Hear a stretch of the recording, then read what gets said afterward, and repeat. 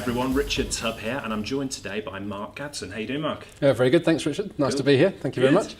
So, you are the owner of Intuition, a London-based hosting company. Tell me a little bit more about Intuition.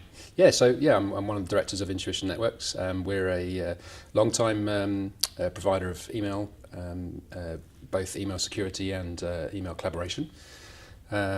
Zimbra is our key product. Our service is based on Zimbra. We chose Zimbra in 2006. We were looking around for an alternative to our POP3 infrastructure that we had quite a few POP3 mailboxes, and we didn't want to go down the Exchange route because at that time Microsoft Exchange was a difficult product to manage at scale.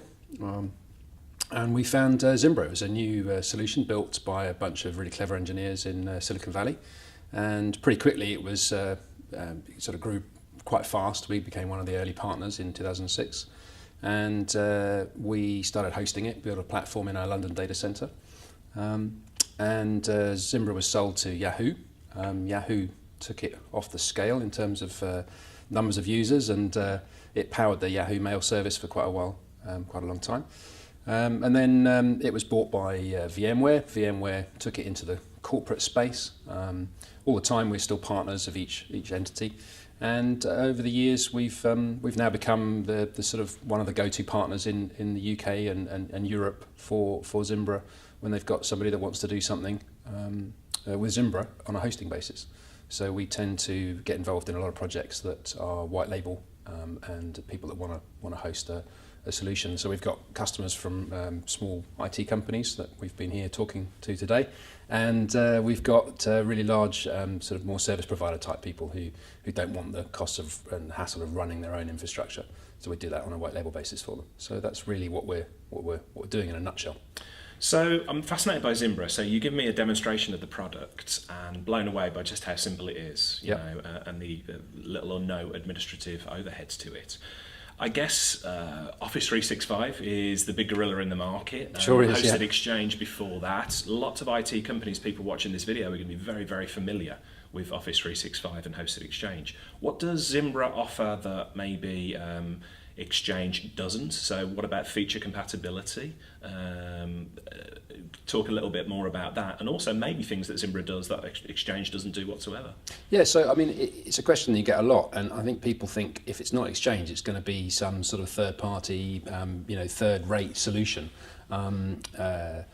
So I think that the first thing is that when you give someone a demonstration and explain to them that there's your Outlook running with Zimbra at the back end. I didn't realise that was. I thought that was Exchange, because you've got pretty much feature parity. Zimbra is an Exchange server. It's a completely different solution. It's not trying to be Exchange server. Zimbra set out to redefine the way that email works. We consume email in 2006 with one of the very first Ajax front ends. So before HTML5 was around, before you could really do much in a website. Zimbra's interface was very rich, and you could do everything, you could drag and drop, move things around, and that was at a time when Outlook Web Access was pretty ropey. It wasn't a nice solution to use. So Zimbra came along and said, you don't need a client. You can use the webmail as your primary client, and certainly a lot of people do that. We've got some really big installations just doing webmail only. So Gmail type solution. Yeah. But the point is, most businesses, I think, still really want to integrate with with Outlook and with their iPhones and their Android phones, etc., and all of that supported out of the box.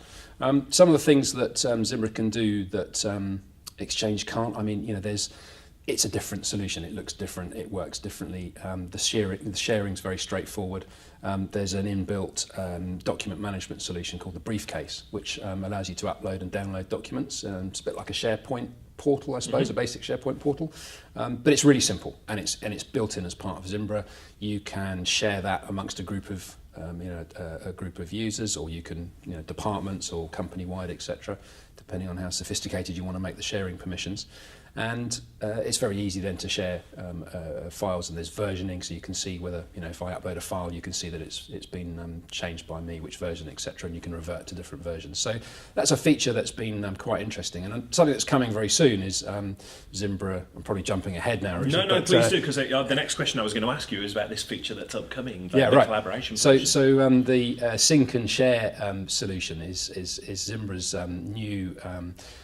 I guess extension of the briefcase, which gives you Dropbox-like features inside your private installation of Zimbra. So you can still share with external users, but the data's controlled in your within your installation. So if you're on our cloud's hosted in the UK, so the data will stay in the UK. If you've got your own installation of Zimbra, because you can buy a license for Zimbra and you can install it in your office, which, believe it or not, people are still interested in doing, and particularly in industries where that sort of thing matters. And so you can share your documents and know that control isn't going outside the organisation, which I think is a big concern for the consumer-based file sharing solutions. And then there's various other things coming down the line. Zimbra are making great strides with the architecture, and they're making it really easy for us as service providers to provide an always-on solution and to scale that out to massive scales. One of their biggest partners in the US has got over 40 million mailboxes on one installation. So that gives them some experience to do some quite clever stuff. So that's where. And it's not just email, is it? So we've already talked about the briefcase and the Dropbox-like facilities, but of course one of the questions that is immediately going to come up is around calendaring. So talk me through the calendaring features. Is it comparable to Exchange? Yeah, I actually I really enjoy using the calendar, and I've really found it's improved productivity because, for instance, one of the nice features, if you're in the web client, you can drag an email onto your mini calendar, and it instantly creates an appointment, and it includes you in the meeting invite. It puts the body of the email into the details of the meeting. And there's also things called, before I jump into Zimlets, there's things about the calendar that make it really easy. There's a fisheye view, so when you're looking at your month, you can click on the day, and it expands to show you the full day. So just some really nice usability of the calendar. You can share everything in Zimbra. So if I wanted to share a work holidays calendar, I can set that up, and just like with Exchange, you can have it auto-accepting. Shared resource, you can have it auto-accepting meeting requests or deferring the meeting request to an administrator. It's terribly sophisticated. It's got what you'd expect from a grown-up collaboration solution. It isn't third-rate in any stretch of the imagination. Definitely not. And from everything I've seen of it as well, it looks like I was blown away by the demonstration you gave. Thanks. And how well it came across. The low admin sort of overheads to it as well. So I guess which begs the question: is Zimbra one of the industry's sort of best-kept secrets? Why aren't more IT companies offering it? Because it's clearly an enterprise-ready solution. Yeah, you're absolutely right. I think it is a best-kept secret. It is a great, solid solution, and I think Zimbra are addressing that with the new that they were recently bought out as a management buyout from VMware, and they've created their own company. So they also merged with a social media enterprise social media provider.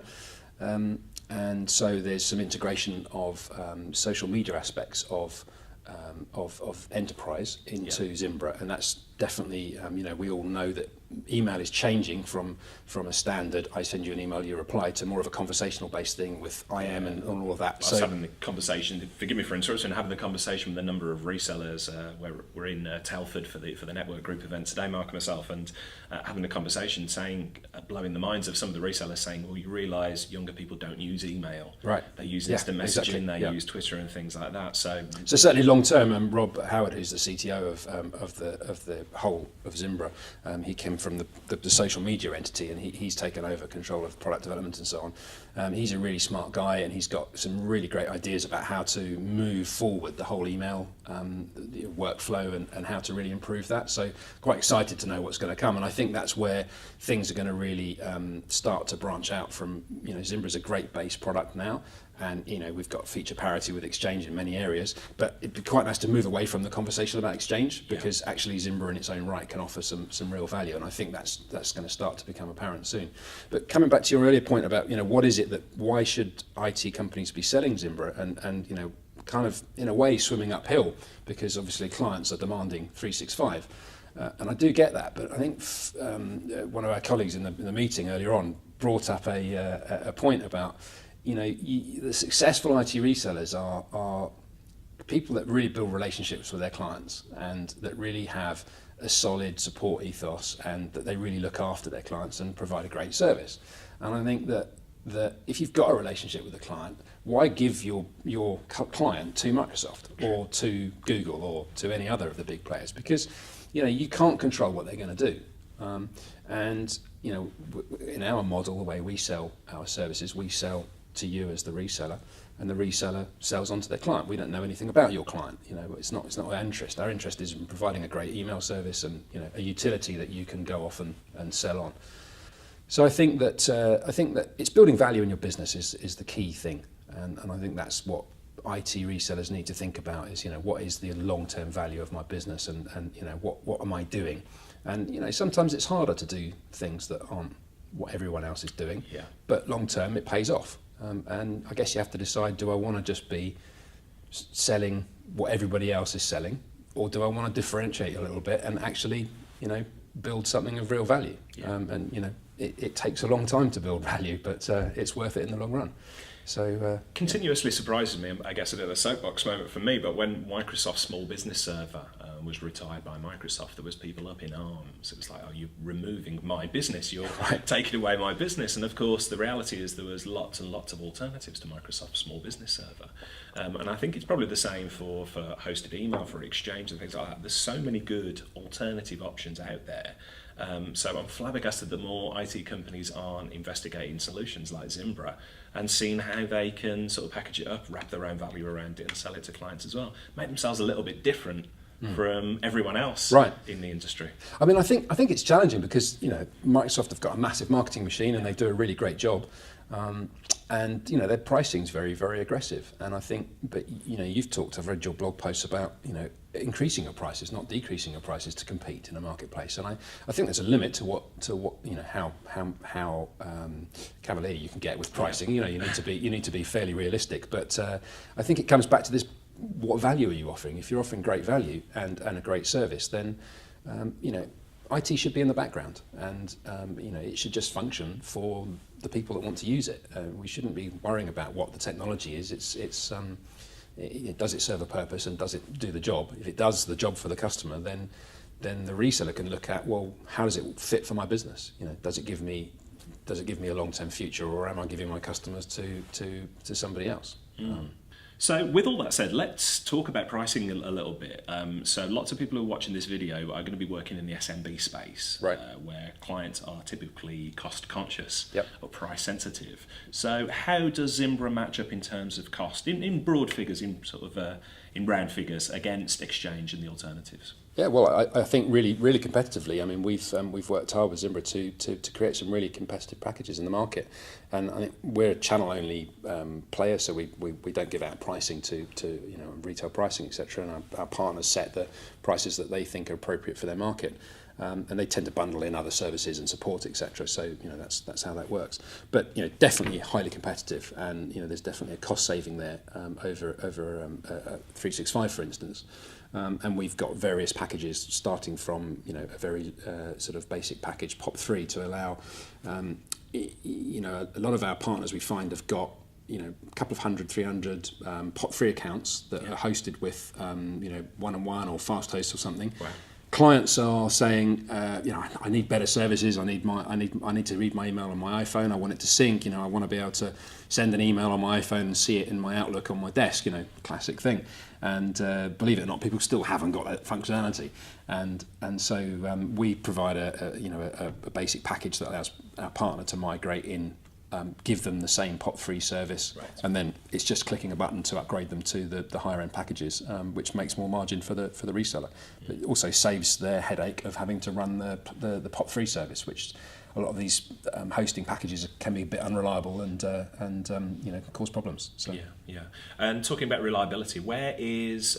Tell me a bit about the back end, where your data center is, where the data's stored, because lots of people are going to be very interested to see where the data's stored. So what's your back end look like? Yeah, okay.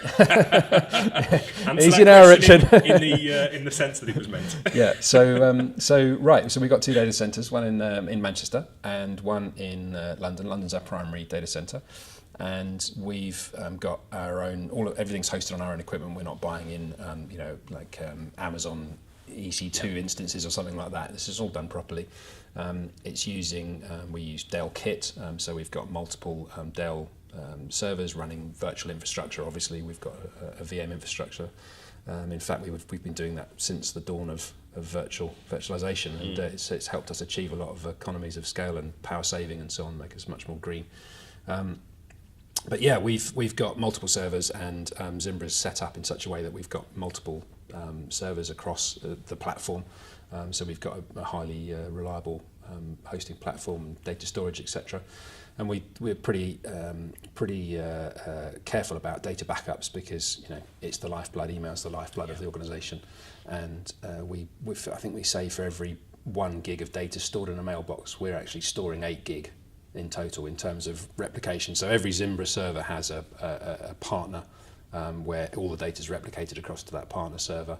And then we also back up that data in our own data center. We encrypt it and we send it out of the data center encrypted. So, we're storing multiple blobs of data, and we're able to restore up to 30 days mailboxes. And there's a self-restore feature in Zimbra, which is really nice. So you can, users can recover from, even after they've deleted from the trash folder, they can still recover. And one of the common things they do is they right-click their inbox and go empty inbox, and it just, all their mails disappear, but they can get those back. And also, because of our backup infrastructure, we can do that. And again, I think that's one of the things that differentiates us. You can get on the phone to us or email us, and we'll respond and we'll do something. And we had a reseller panicking the other day because one of their major clients had deleted a couple of mailboxes by mistake.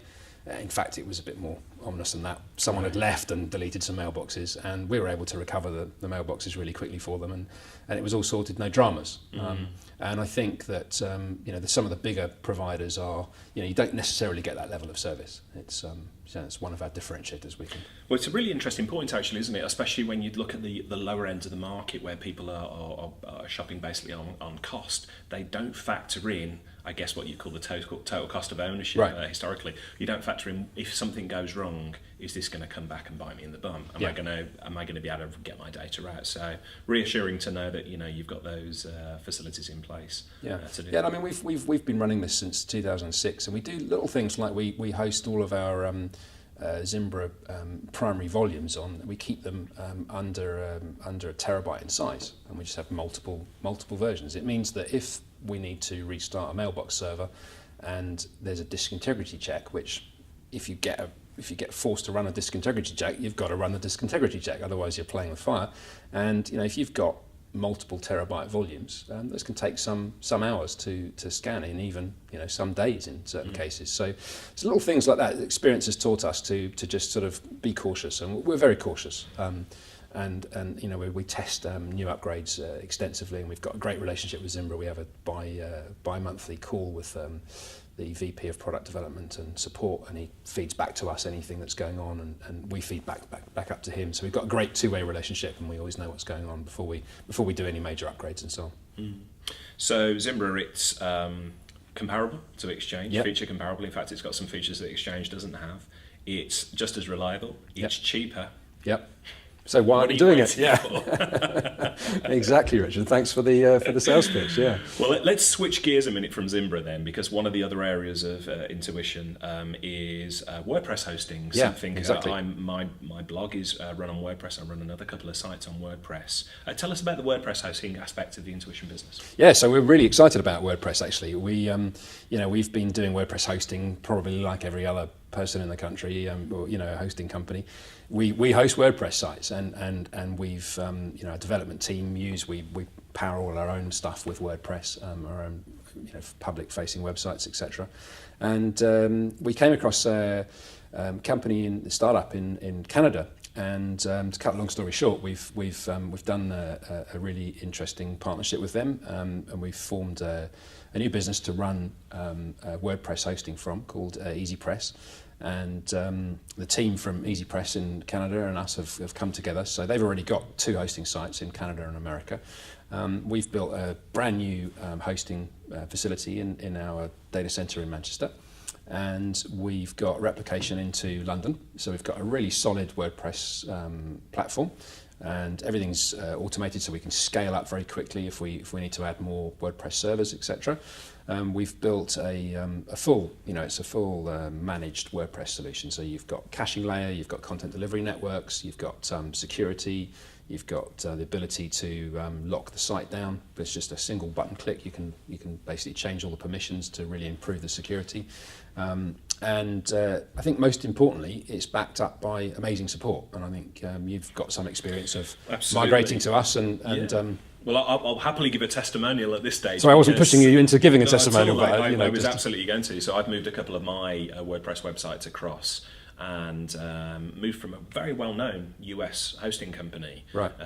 For the volumes of data all the volumes of visitors that I get. Found the entire process fantastic. No downtime, everything went swimmingly. And Victor and the team in Canada, you've got some real stars there because they're real WordPress experts. They know what they're talking about. Exactly. I think the proof of the pudding for me is in I was doing before and after tests. Yep. I like to measure everything and see the difference.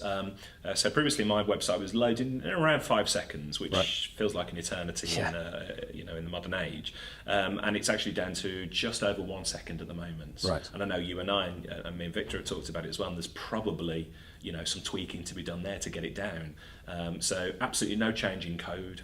The site moved across as it was, and it sort of shaved the best part of 4 seconds off. So, I'm a convert already. Yeah, great. And I mean, that's great anecdotal experience, because that's what we found as well with our own sites. They improved exponentially, and other people have said, God, the speed's amazing. And in fact, without even asking, I was chatting to someone the other day. They'd moved their sites across, and they said, God, the admin section's so fast. Just click, click, click. And that's the real thing I noticed. The admin section just flies by. So I tend, I'm not a WordPress guru by any means, but I tend to spend a lot of time in the admin section, and it just absolutely flies by. Makes a big difference, doesn't it? It does. Well, we've invested a lot of money in hardware, and Victor and the team have really, Victor's a WordPress guru. He's been using WordPress for years, and he's created the ultimate, in his mind, the ultimate WordPress stack, if you like, because it's not just a case of installing WordPress and PHP, etc. There's all sorts of things that go on in the background to make it really fast.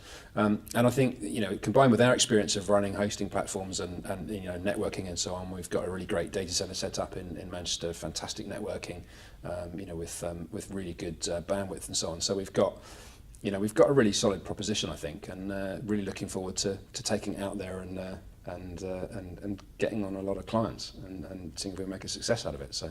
Good. Yeah. Well, I'm going to follow that story with interest, and I've got no doubt you're going to be successful with that side of things. Now, again, I want to change gears just a little bit. So we've mentioned the offices in London.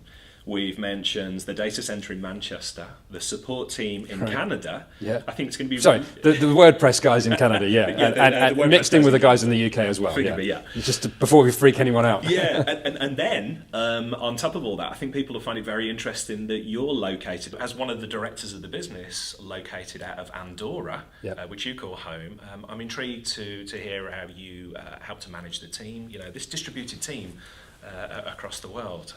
Your thoughts on that? Yeah, they manage themselves. So, I mean, our team goes back, Matt, who's in charge of our platform, he's worked with me since pretty much he came out of university. So that's, I don't know, I'm guessing 14 years or something. We started off in a small office in Sussex, and we had a data center under the stairs. So we built a rack with some Dell computers running on a 512 kilobit lease line, when lease lines were all the rage, and that's how we started hosting, and that's where we had a development side of the business as well. So we've always had development and hosting, and we ended up majoring on hosting, and that's where we ended up coming into Zimbra partnership and so on. But so Matt and our head of development, Colin, both have worked for the company for a long time, and the rest of the gang are all people that have been around for a long time, and they're known, and I think share the same values about what we want. We want to build a solid company, and so the team, take responsibility for what they're doing, and so we don't need to see each other regularly. And we communicate via phone. We've got a great voice over IP phone system that means that we can keep a line open for no cost. That works really well. So we can, if we're working on a project together, we can just keep the line open. We've got Skype, obviously. Although I've noticed that there isn't a lot of video conferencing going on in a technical company, whereas no one's particularly keen on video.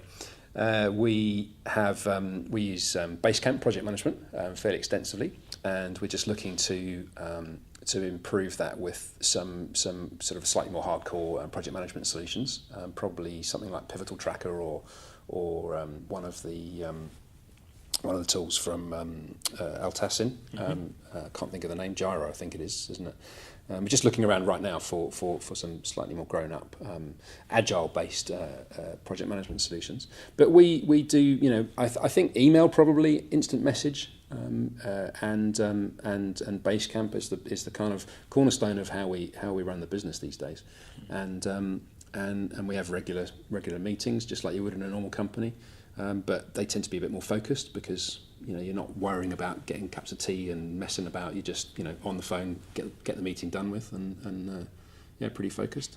And the great thing about Andorra is it's got fantastic communications. We've got 100 meg fibre to the door in every house, which is. I guess we should say, where is Andorra at this point for those people who don't know? So right. I was scratching my head initially. I've got a rough idea, but perhaps for people who don't know. Andorra sits between France and Spain, so it's in the Pyrenees, and it's a place of about 70,000 people, and a very small principality run by the co-princes of France and Spain. And it's an independent democratic parliament and with its own constitution, etc. And it's not part of the EU, so it's outside of the EU. Going through an enormous change at the moment. There's a big stuff happening in Andorra. It's really becoming modern. It's a place that was cut off from the world, and mountain people that lived there, and it's changed in the last 40, 50 years. It's gone through. It's gone from literally probably some people never seeing outsiders to it's now becoming a big commercial hub, and the government are really trying to improve things. So it's an exciting place to be and interesting times, and really easy to communicate. You can get on a plane from Barcelona and be in England with no time at all. It's great lifestyle. Yes, and why not? Why not? Yeah. The technology's there, the team's there. You can, manage a business of this nature from anywhere in the world, really. So, as we're sat here, it's just started snowing outside here in the UK. Yeah. Why would we want to sit here in the cold when you can be sitting in beautiful Andorra? Yeah. It's been sunny every day since literally. I think we've had 3 days of cloudy weather and snow since Christmas. So it's been sunny every day, and it just really helps. Everyone thinks that I spend all day skiing, which is completely untrue. Not all day. We actually, a friend of mine and I added it up, and we probably ski less than you would if you went skiing on a holiday. Yeah. Because you work really hard, really passionate about what we do, and really excited to with the stuff that's happening in the WordPress, and so you end up working a lot, and that's actually one of the dangers, I think, is because you're a bit divorced from things, you can focus much better, and you end up probably working too much. Yeah. And I want to touch upon one thing. So obviously, one of the downsides to living in a different part of the world is when you want to come back to the UK to see friends and family, the travel. Yeah. So you've said the flight is not too much trouble, but we're both big fans of Tim Ferriss. Yeah. And some of his travel tips. And I'm fascinated that you've been travel caching. Yeah, I've been trying to get the travel caching thing set up. For people who are not familiar, maybe tell them what travel caching is and how you've utilised it for your travels. Right. Yeah. So the idea with travel caching is that I hate having loads of luggage. It's just such a noise, and being able to get on the plane and just, with a small rucksack and the essentials is ideal, because it just means you can get on and off much more quickly, and you can sit right at the front of the aircraft. Well, before EasyJet did the seating, I used to be able to get a seat usually right at the front because then you get off really quick. But I think travel caching is where you basically arrange, if you're going to spend a lot of time in a particular place, you arrange some sort of cache of your essentials. And I think Tim Ferriss goes as far as just caching food, for breakfast, because he eats some bean combination or something like that. I'm not going that far. I like my fried breakfast in the hotel. We're not quite on the 4-hour body just yet. No. We neither of us have really achieved that yet, have we? But this, that's going to come later in the year, I think. Absolutely. So sure. What I've managed to set up is a location where I can hang my suits and shirts and underwear and shoes and things, and it means that I've also got an arrangement with the hotel. I'm lucky enough that my stepdad he made me a member of a club that he was a member of before he passed away, and it's one of the best things he's ever done for me, because it just means it's so convenient, and it's in central London. I can get into London. The room rates are really reasonable, and I've got a locker there that I can stash my stuff in, and so it means I can, I came over the other day with a rucksack, laptop, few essentials, and I got my wash kit, all my clothes for the week, and then put it back. They wash it, iron it, dry clean it, etc. And then next time I come over, it's all ready to go. Fantastic. I love it. Yeah. So you live in Andorra, one of the most beautiful parts of the world. You don't even have to go through the real pain of travel that most of us do, picking up luggage and things. A lot of people watching this are probably going to be getting angry at you at this point. Well, yeah, it's not all bed of roses, and it's taken some years to get to this point where it's got it set up, and it has its downsides. Not sure what they are, but yeah, I mean it's for it. It's not so. If somebody says, "Hey, can you come meet us?" and it's a really important meeting, that's a day travelling either side, you lose some spontaneity. It does make you plan a bit better. But I used to be really nervous about, I was worried that customers might think, the service is going to drop off, etc. But, I think more and more companies are proving that you don't need to have an office these days. And, Absolutely. The people behind WordPress Automatic, they've got a massive business and, making massive revenues, and they're completely virtual from what I understand. It makes much less of a difference nowadays. Right. I think, where you're located in the world and the type of people you're working with. So I'm in awe of what you've achieved with the business, with Intuition. I'm blown away by the Zimbra platform. I think it's a real opportunity for IT companies to look into as an alternative to Exchange. So thank you for your time today. That's a pleasure. Really appreciate it. Thanks for your time. If anybody watching or listening wants to get in touch with you to talk about Zimbra or WordPress hosting or even travel caching and what it's like living in Andorra, how would they reach out to you? Yeah, so probably the easiest thing to do is to hit up the website in-tuition.net. That's intuition with a hyphen between the in and the tuition. And just go to the contact form or give us a ring, and I'll see most of the contact requests come through. So easiest way to get in touch. You've got my contact details probably. Absolutely, I'll make sure this goes into the show notes as well. And you're on Twitter as well? On Twitter, yeah. So Gaddo, I think it's GAD0 or GADD0. We'll work it out. We'll put it in the show notes as well. Can't even remember my own Twitter handle. Yeah. So yeah, I'm on Twitter and I'm on Facebook. Well, I tend to use Facebook more for personal stuff. But it'd be great to engage with any of your readers and chat about anything. I'm always keen to talk about technology, Andorra, skiing, mountains, etc., and food generally are the three things that we tend to talk about quite a lot. So and we haven't really gone into the food thing. So maybe that's for the next instalment of the podcast. Yeah. Well, Mark, thanks so much. Really Richard, appreciate it. thanks a lot. Really appreciate your time. Cheers. Cheers.